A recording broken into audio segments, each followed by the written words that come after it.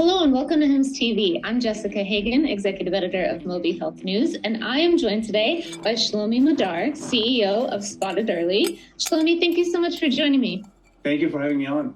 So you have this awesome company that uses dogs to detect cancer. Can you tell me about the cancer detection test and how dogs are actually used to help detect the disease? Sure.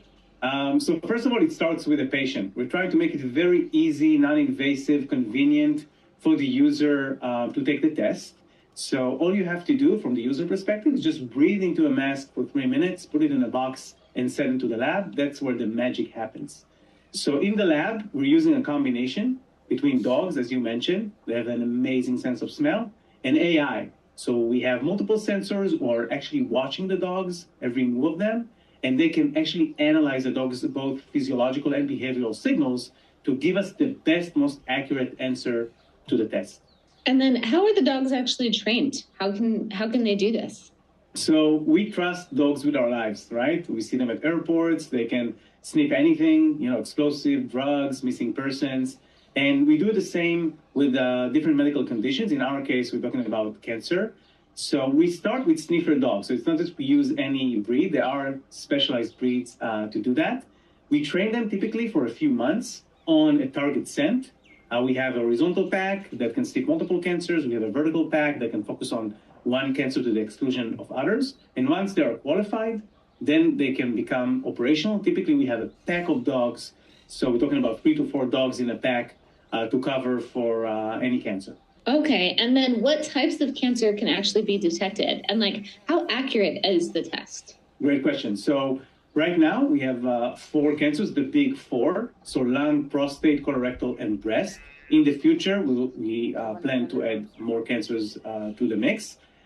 In a study that was already completed and published in a peer-reviewed paper, we showed 94% accuracy, both sensitivity and specificity. And recently we launched the US clinical study to validate those results.